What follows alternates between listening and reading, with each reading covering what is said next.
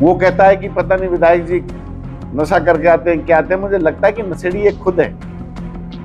हमारे पूर्व विधायक जी किसी के ऊपर बात करें तो सोच समझ के करें और अपने दिमाग के चारों पुर्जों को खोल के बात करें कि हम बोल क्या रहे हैं, उसको सुनाई क्या दे रहा है जिस एसडीओ की बात करता है ये। और मिलके पूर्व विधायक जी, इसका एक साला है इसी एसडीओ का जिसका नाम मोहम्मद शाहिद है चहलके का, उसको कोटेशन बनती है या कोटेशन उसके नाम से पैसे निकालता है। ये पूर्व विधायक जी नसीम अहमद फर्स्ट एड हो चुके हैं, घबरा चुके हैं।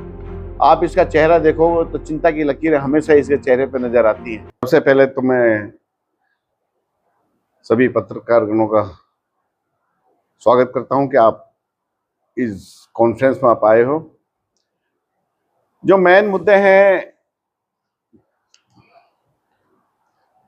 सोमवार को ग्रीवेंस कमेटी की मीटिंग से ये जो शुरुआत हुई थी, हमारे यहाँ फिरोजपुर झिरका से पूर्व विधायक नसीम अहमद जी ने जब ग्रीवेंस कमेटी की मीटिंग चल रही थी तो कुछ पॉइंट आउट किए थे। तो एक तो उसने बोला था कि विधायक ने जब अकलीमपुर फिरोजपुर में स्कूल पे कब्जा का मुद्दा चल रहा था तो उसके नजदीक गांव होने की वजह से चुपचाप रहे, कुछ नहीं बोले, जबकि उसमें मंत्री जी ने साफ आदेश दे दिए थे कि कब्जा को हटाया जाए और वहां जो बाउंड्री वाल नहीं बनी हुई है उसको तुरंत बाउंड्री वाल को बनाया जाए। और वहां डीडीपीओ ने बोल दिया था और वहां के जो एजुकेशन के ऑफिसर थे उन्होंने भी बोल दिया था कि ड्यूटी मजिस्ट्रेट हमने अपॉइंट कर दिया है, जल्दी कब्जा हटा करके नहीं वहां चारदीवारी कर दी जाएगी। तो उसमें मेरा क्या उचित रह गया था जिस पर मैं ऑब्जेक्शन उठा था, जिस पर सरकार खुद इस संज्ञान ले रही थी। उसके बाद एक परिवाद आया था रीगढ़ गांव का कि 15-16 मौत उसमें हो गई जो कैंसर से मौतें हुई हैं। तो उसके ऊपर वहां के एक्शन से सरकार जवाब मांग रही थी। तो सरकार जब जवाब दे रही थी तो मैंने उसमें एक बात बीच में रख दी थी कि भाई वहां रेनीवेल का पानी भी नहीं जा रहा है, तो एक्शन साहब वहां रेनीवेल का पानी दीजिए। जबकि 260 करोड़ सरकार ने मंजूर किए थे, उसके पश्चात भी गांव वालों को पीने के लिए पानी क्यों नहीं मिल रहा। तो जिस पे तुरंत प्रभाव से अभाव में आके एकदम नसीम जी ने बोला कि विधायक जी तो बार बार एसडीओ का नाम लेते हैं और वहां रेगुलर पानी जा रहा है, इसको क्या दिक्कत है एसडीओ से। पहले तो मैं उसको बताता हूं कि वो जब कभी मीटिंग में बैठे तो इधर उधर की चिंताओं को छोड़ करके हमेशा मीटिंग पे ध्यान दें। और जबकि उसकी वीडियो क्लिप आप सब लोगों के पास मौजूद है, मैंने भी उस वीडियो क्लिप को अपने पेज से भी डाला है और सब जनता से भी पूछा है कि मैंने कितनी बार एसडीओ का नाम लिया, कौन एसडीओ। मैंने एक बार भी किसी एसडीओ का नाम नहीं लिया। वो कहता है कि पता नहीं विधायक जी नशा करके आते हैं, क्या आते हैं। मुझे लगता है कि नशेड़ी ये खुद है। ये नशा करके नहीं आता तो इसको ये पता होना चाहिए कि विधायक जब एक बार भी किसी एसडीओ का नाम नहीं ले रहा है तो किस तरह से ये भड़क रहा है कि एसडीओ का 4-4 बार नाम ले रहा है। मुझे जब ये कल बात कर रहा था, चिंता की लकीर तो इसके मुझे चेहरे पे नजर आ रही थी कि ये फर्स्ट एड हो चुका है, क्योंकि कभी जनता के आवाज तो कभी इसने उठाई ही नहीं। और इसने बोला कि रीगढ़ में पानी रोजाना जा रहा है। तो उसके बाद कल मैंने कुछ वीडियो अपलोड की थी अपने पेज से। वहां जो वाटर टैंक बने हुए हैं ना तो रेन्यूएबल से कनेक्टेड है, ना ही वहां के ट्यूबवेल से कनेक्टेड है। और जो ये काम हुए थे 260 करोड़ के, इसके चहेते एसडीओ ने ही ये सारे काम कराए थे। रेनीवेल का इतना बुरा हाल है जो 260 करोड़ के फिरोजपुर के इसके चहेते एसडीओ ने जो काम कराए थे, जिसका ये पूर्व विधायक बर्थडे का पोस्ट अपने पेज से डालता है। इसमें उसके गांव भी आते हैं, नसीम के तिगावा से मेरे पास काफी बार फोन आते हैं। नीमखेड़ा में रेनीवेल का पानी नहीं है, बडेड़ में रेनीवेल का पानी नहीं है, एचवाड़ी में रेन्यूएल का पानी नहीं है, गोकुलपुर में रेन्यूएल का पानी नहीं है, डोनल में रेन्यूएल वेल का पानी नहीं है, महू में रेनीवेल का पानी नहीं है, जली खोरी में रेनीवेल का पानी नहीं है, बीमा में रेनीवेल का पानी नहीं है, पाटन उदयपुरी में रेनीवेल का पानी नहीं है, आदि पाटखोरी में रेनीवेल का पानी नहीं है, रावली में रेनीवेल का पानी नहीं है, आदि रावली में। इतने सारे गांव में मैं गिनाते गिनाते काफी टाइम लग जाएगा। इन्होंने साइमिरबास में भी इसी एसडीओ के तहत वाटर टैंक बने थे, जो 260 करोड़ का प्रोजेक्ट आया था। ना गेट है, ना लाइन कनेक्टेड है, टैंक को छोड़कर डायरेक्ट गांव से पानी के कनेक्शन कर रखे इसने। तो मेरा कहने का मतलब ये है कि जब भी हमारे पूर्व विधायक जी किसी के ऊपर बात करें तो सोच समझ के करें और अपने दिमाग के चारों पुर्जों को खोल के बात करें कि हम बोल क्या रहे हैं, उसको सुनाई क्या दे रहा है, उसके ऊपर बात करें। इसी तरह से इन्होंने कहा था कि इसके कॉन्ट्रैक्टर यहां काम करते हैं। ये जब एसडीओ यहां आ जाता है तो इसके कॉन्ट्रैक्टर को काम नहीं करता। मैं पहले तो ये कहना चाहता हूं कि मेरा कोई कॉन्ट्रैक्टर नहीं है, और जो भी कॉन्ट्रैक्ट लिए जाते हैं वो टेंडर से होते हैं। आजकल आप लोगों को सबको मालूम है। इसका कहने का मतलब कॉन्ट्रैक्टर का नहीं है, इसका कहने का मतलब ये है कि आप जनता की आवाज क्यों उठाते हो। ये चाहता है कि मैं जनता की आवाज ना उठाऊं, जनता की आवाज ना बनूं। मेरे को बड़े प्यार से 2 बार यहाँ की जनता ने विधानसभा में भेजा है। मेरे को इसीलिए भेजा है कि मैं जनता की आवाज बन के वहां के दुख को विधानसभा में सरकार के सामने रखूं, सरकार को घेरने का काम करूं। ये जो बात करता है ऑफिसर्स की, ये क्यों बात करता है, जबकि इसको 2 बार लोगों ने चुन करके विधानसभा में भेजा। आज तक इसने कोई भी ऐसा मुद्दा विधानसभा में नहीं उठाया जो जनता का हक का हो। अपोजिशन में ये भी था, अपोजिशन में मैं भी हूं। इसका भी कर्तव्य बनता था कि मैं जनता की सेवा करूं, जनता की आवाज को उठाऊं। अब जब आप लोगों के सामने इसकी वीडियो आती, पता नहीं नशा करके जाता था, क्या करके जाता था, इसकी हमेशा विधानसभा में सोते हुए की फोटो आई है आज तक जो भी आई है।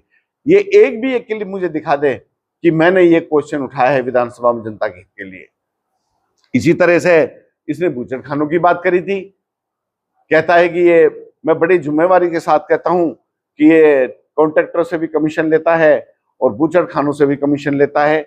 मैं ये कहता हूं, जो जिस एसडीओ की बात करता है ये और मिलके पूर्व विधायक जी, इसका एक साला है इसी एसडीओ का जिसका नाम मोहम्मद शाहिद है चाहलके का, उसको कोटेशन बनती है या कोटेशन उसके नाम से पैसे निकालता है, उसको मिल बांट के ये खाते हैं। और रही काम की बात, फिरोजपुर झरका में भी 16 करोड़ के काम हुए थे। तो आप लोगों के सामने मैं कुछ डॉक्यूमेंट्स भी दिखाता हूं। ये पाइपलाइनों पर 16 करोड़ खर्च किए, फिर भी प्यासे लोग, झिरका के लोग, मैं नहीं हूं। न्यूज छपी है, आप लोगों ने छापी है। ये ट्विटर पे रमेश कामरा इतना पढ़ा लिखा है, जो ट्वीट करता है मुख्यमंत्री को, ये चाहता कि कोई यहाँ की कंप्लेंट हरियाणा में ना पहुंचे। जो लोग माननीय मुख्यमंत्री को लिखते हैं उनको लिए भी ये ऑब्जेक्शन करता है। इसको क्यों दर्द होता है। अभी सीवर लाइन डाली थी इसके चहेते ने, जिसका ये बहुत चाहता है एसडीओ। देखो सीवर लाइन पूरी बरसात में उड़ चुकी है। डीवा गांव का मामला ले लो, हर महीने 22 लाख का पानी पी रहे हैं। इसके चहेते एसडीओ के ही काम है।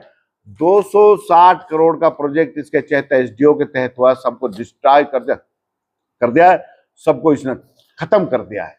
रही बूचड़खानों की बात पे आ जाते हैं हम।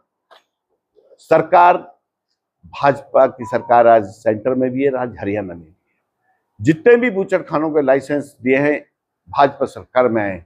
और मैंने तो यहां तक लोगों से सुना है कि जितने भी बूचड़खानों को लाइसेंस दिला देते हैं, ये पूर्व विधायक नसीम अहमद उनकी सिफारिश लेके मुख्यमंत्री के पास जाता है और लोग बताते हैं कि मोटे पैसे हटता है। इसका जवाब दे। ये बूचड़खाने इसकी सरगरान में यहाँ चल रहे हैं। मैं ये कहता हूं, मैं विधायक हूं, कोई आज तक ये कहते हैं विधायक ने आज तक किसी के दरवाजा भी देखा हो तो विधायक उसके हमेशा जिम्मेवार रहेगा। और ये कहता है कि विधायक ने कभी जनहित के मुद्दे नहीं उठाए।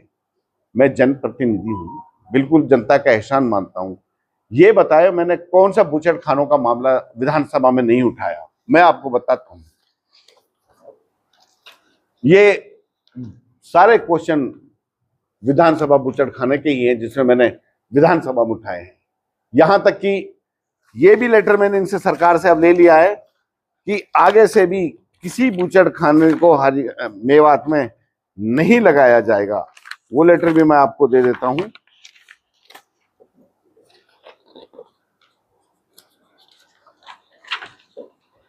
मैं लाया हूं साथ वो लेटर।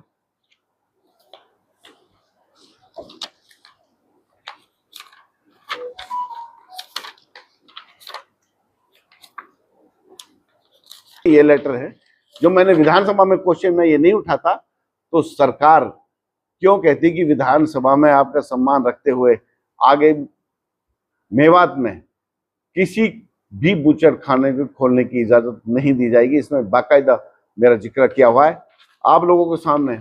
हड्डी पीसने की मशीन थी, लगी हुई थी फैक्ट्री दोहा में, सील कराई। ये मेरे नाम से ऑर्डर है, मामन खान ये रहे। उसके बाद मैंने विधानसभा में 25/2/2026 को बूचड़खानों को बंद करने का क्वेश्चन उठाया था। उससे पहले भी मैंने 4 बार विधानसभा में बूचड़खानों को बंद करने का मैं मुद्दा उठा चुका हूं, आप लोगों के सामने छपे हुए। अभी अभी फेयर कंपनी 28 मई को मैंने खुद जाकर के नहीं, इस फैक्ट्री के खिलाफ विधानसभा कमेटी का मैं मेंबर हूं, पोल्यूशन का मैंने विधानसभा कमेटी में ये बात रखी जिसके ऊपर कुछ ही दिन में एक्शन होने वाला है, क्लोजर होने वाला है।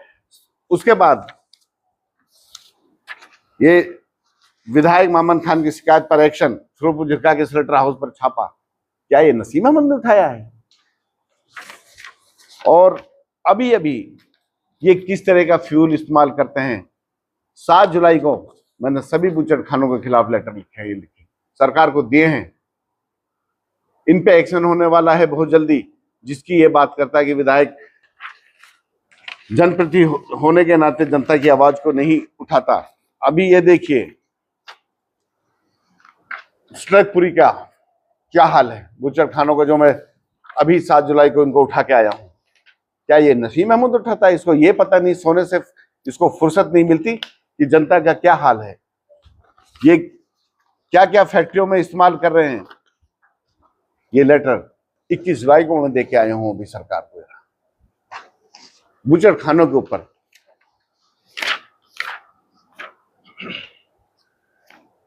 सारी चीज मैं आपको नहीं बताऊंगा क्योंकि मेरा जो मिशन है वो फेल हो जाएगा, इनको पता चल जाएगा। बाकी मैं चाहता हूं कि जल्द से जल्द बूचड़खाने बंद हो। रही जनता की आवाज की उठाने की बात, इससे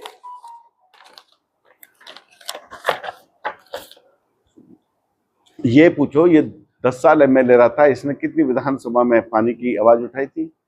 कितनी बार इसने नेशनल हाईवे 248 को बनाने की बात उठाई थी? कितनी बार इसने यूनिवर्सिटी की बात उठाई थी? कितनी बार बनारसी डिस्ट्रिक्ट में पिछले 40 साल से पानी नहीं आ रहा था उसकी बात उठाई थी? कितनी बार इसने अध्यापकों की बात उठाई थी? कितनी बार इसने हॉस्पिटलों की डॉक्टरों की कमी की बात उठाई थी? कितनी बार इसने हॉस्पिटलों में मशीन नहीं है उसको लेकर नहीं चिंतित था? मेरे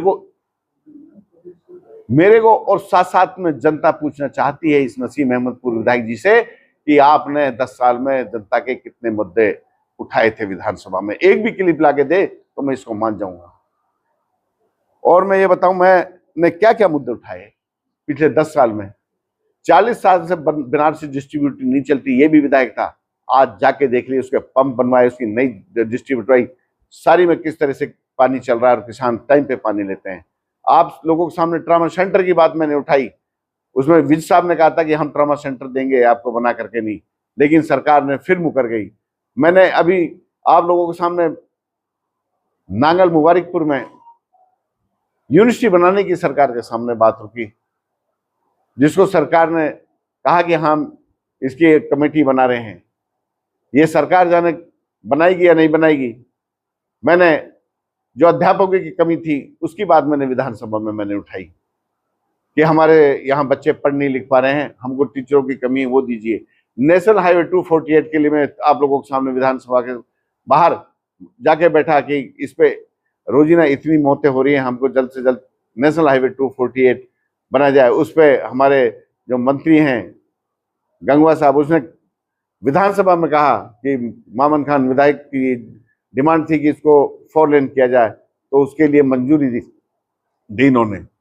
और आप लोगों के सामने अभी अभी स्कूलों में जाके नहीं छापा मारा कि बच्चों की पढ़ाई कैसे हो रही है, आप लोगों को सबको पता है। हॉस्पिटलों में छापा मारा कि डॉक्टर टाइम पे नहीं आ रहे हैं, हॉस्पिटलों का मुद्दा उठाया। ये बता दे ये कि कौन सा मुद्दा मैंने जनता का विधानसभा में नहीं रखा, कौन सी बात मैंने विधानसभा तक नहीं पहुंचाई जो मेरे को लोगों ने जिम्मेवारी दी थी। मैं ये कहता हूं कि ये पूर्व विधायक जी नसीम अहमद फर्स्ट एड हो चुके हैं, घबरा चुके हैं। आप इसका चेहरा देखोगे तो चिंता की लकीरें हमेशा इसके चेहरे पर नजर आती हैं। मैं ये पूछना चाहता हूं कि जनता में मेहनत करें, इस तरह उल्टे सुल्टे बयान देने से विधायक नहीं बना करते।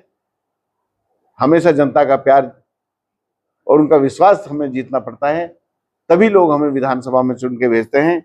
और जो ये कमीशन की बात करता है बार बार, ये खुद बड़ा कमिश्नर खोर होगा जो दूसरों पर इल्जाम लगाता है। 100 एकड़ जमीन यूं ही नहीं बन आती, कोई इनके घरों में रेल सिटी नहीं मान रही, किसी का निवाला छीना होगा जब 100 एकड़ जमीन खरीद के ले रखी है।